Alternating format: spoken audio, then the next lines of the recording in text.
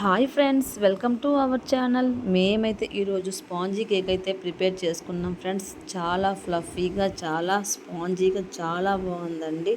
చాలా బాగా వచ్చింది. చాలా సింపుల్ రెసిపీ అండి. చూసారా ఫ్రెండ్స్, ఎంత దినిగా అనిపిస్తుందో, స్పాంజీగా అనిపిస్తుందో అంతే టేస్టీగా ఉందన్నమాట. సూపర్ టేస్ట్తో చాలా బాగా వచ్చింది కేక్ అయితే. వాటికి కావాల్సినవి ఏంటి అంటే షుగర్, అలాగే పెరుగు, మైదా, ఆయిల్ లేకపోతే నెయ్యి, బేకింగ్ సోడా, బేకింగ్ పౌడర్, అలాగే మిల్క్ అండి. నెక్స్ట్ వీటికి కొంచెం ఇంకా వెనీలా ఎసెన్స్ కూడా కావాలండి, లేకపోతే యాలకుల పొడి అయినా వేసుకోవచ్చు. ముందుగా అయితే ఒక మిక్సీ జార్ తీసుకున్నానండి. నేనైతే పక్కా కొలతలతో చూపిస్తున్నాను. వంట రాని వారు కూడా చేసేయొచ్చండి ఈ కేక్ అయితే. ఒక కప్ అయితే షుగర్ తీసుకున్నాను కదా, ఇగోండి ఇలా పౌడర్లా చేసుకోవాలి. ఇదైతే ఒక మిక్సింగ్ బౌల్లో వేసుకోవాలండి.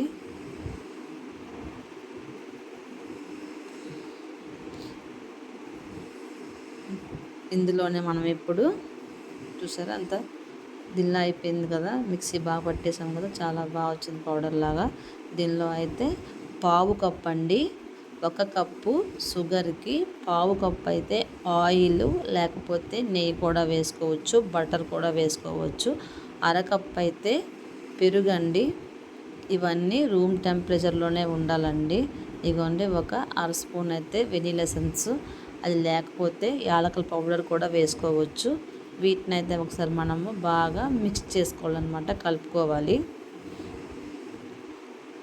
చాలా సింపుల్ అండి. కేక్ అంటే ఏంటి కష్టం కదా అనిపిస్తుంది, కానీ నాకైతే మాత్రము ఒక్కసారి ట్రై చేయగానే చాలా సింపుల్ అనిపించింది. సింపుల్ అనిపించడమే కాదండి, సింపుల్ కూడా. పిల్లలు ఎప్పుడైనా కేక్ కావాలి అంటే మన ఇంట్లో మన చేతులతో మనమే ప్రిపేర్ చేసుకోవచ్చండి కేక్ని అయితే. ఓవెన్ లేకుండా, ఎగ్ లేకుండా మనమైతే సూపర్ టేస్టీగా అయితే చేసుకోవచ్చు. ఇదిగోండి ఒక కప్పు పావు అయితే మైదా తీసుకున్నానండి. మనమైతే మైదా ప్లేస్లో గోధుమ పిండి కూడా తీసుకోవచ్చు. నేనైతే మైదా తీసుకున్నాను. ఇదిగోండి ఒక అర స్పూన్ అయితే వంట సోడా వేసుకున్నాను. ఒక స్పూన్ అయితే బేకింగ్ పౌడర్ అనమాట. బేకింగ్ పౌడర్ మన ఇంట్లో లేకపోతే ఇనో పౌడర్ కూడా వేసుకోవచ్చు. ఇందులోనే చిటికెడంతా సాల్ట్ కూడా వేసుకోవాలి. వేసి ఒకసారి మనమైతే జల్లించుకోవాలన్నమాట. పక్క అయితే జల్లించుకోవాలి, ఎందుకంటే దానిలో ఏమైనా ఉంటాయి కదా, అందుకని. జల్లించుకున్నాక ఇప్పుడైతే ఒకసారి నీట్గా మనమైతే మొత్తం కలుపుకోవాలండి. ఎప్పుడైనా కేక్ చేసినప్పుడు ఒకటే డైరెక్షన్లో మనమైతే కలుపుకోవాలి. కట్టెన్ మెథడ్లో కలుపుకుంటే బాగా వస్తుంది. ఈ కలపడంలోనేనండి కేకు మనకి స్పాంజీగా వస్తుందన్నమాట. ఇదిగోండి ఇలా అయితే మనమైతే నీట్గా కలిపేసుకోవాలి, ఉండలు లేకుండా. మీరు కూడా తప్పకుండా ట్రై చేయండి. పిల్లలకి ఎప్పుడైనా కేక్ కావాలి అనుకుంటే మన చేతిలో మనమే చేసుకునేటట్టు మనమే ఇంట్లో చేసుకోవచ్చు.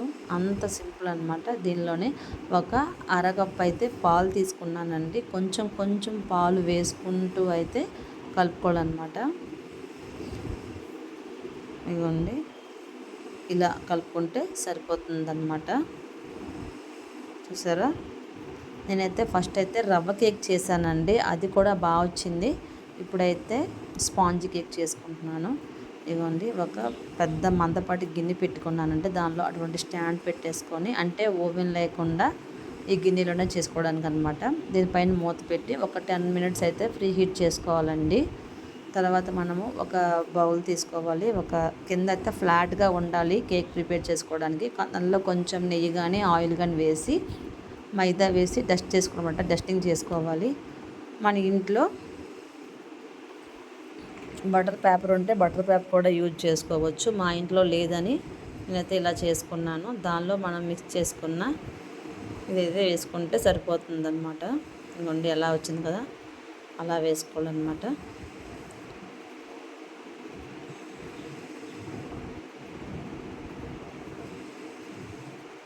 కేక్ అయితే చాలా బాగా వస్తుందండి.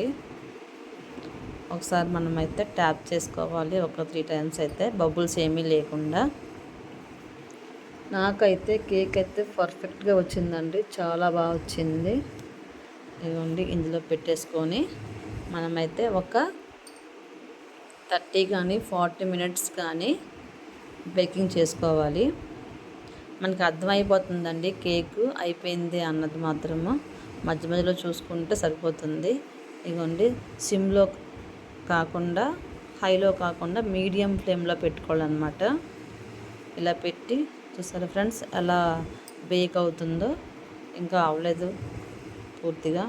మళ్ళీ మూత పెట్టేసుకొని మనమైతే ఏం టెన్షన్ పడిన అవసరం లేదండి, బేక్ అవుతుందా లేదా అనేది పక్కా అయితే అయిపోతుంది. చూసారా ఫ్రెండ్స్, మధ్యలో ఒకసారి మనము ఇలా వచ్చినప్పుడు ఒకసారి మనము టూత్ పిక్ కానీ స్పోర్క్ కానీ పెట్టి అలా లోపలికి ఇలా పెడితే మనకు అర్థమైపోతుంది అయిపోయిందా లేదా అనేది. దానికి ఏమి అంటుకోకుండా బయటకు వస్తే కేక్ అయితే అయిపోయినట్టు అనమాట.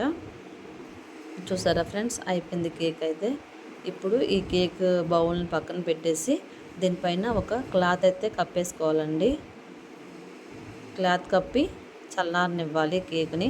ఎప్పుడైనా మనము కేక్ ప్రిపేర్ చేసినప్పుడు వేడివేడిగా అయితే మనం దాన్ని అయితే తీయకూడదండి, ఎందుకంటే బ్రేక్ అయిపోతుంది. బాగా చల్లారాకే మనం అయితే కేక్ని అయితే బయటకు తీయాలి. చూసారా చల్లగా అయితే అయిపోయింది. ఇప్పుడు దీన్ని ఒకసారి మనము నైఫ్తో చుట్టూ ఇలా అనుకుంటే వచ్చేస్తుంది అనమాట కేకు. ఇంకోండి పైన ఒక ప్లేట్ పెట్టి రివర్స్ చేసుకోవాలన్నమాట. చూసారా కేక్ అయితే రెడీ అయిపోయిందండి. చూడండి ఎంత స్పాంజీగా ఎంత బాగుందో చూడడానికి, తింటే కూడా అంతే టేస్ట్ ఉందండి. మీరు కూడా తప్పకుండా ట్రై చేయండి. మాకైతే కామెంట్ కూడా చేయండి ఫ్రెండ్స్, మీకు ఎలా వచ్చిందో కేక్ అయితే. ప్లీజ్ అండి మా ఛానల్ సబ్స్క్రైబ్ చేసుకోండి, అలాగే మా వీడియోకు లైక్ చేసుకోండి ఫ్రెండ్స్. అలాగే మీరు కూడా తప్పకుండా ట్రై చేయండి ఈ స్పాంజీ కేక్ని అయితే. చూసారు ఫ్రెండ్స్ ఎంత నీట్గా వచ్చింది కదా. Bye bye friends.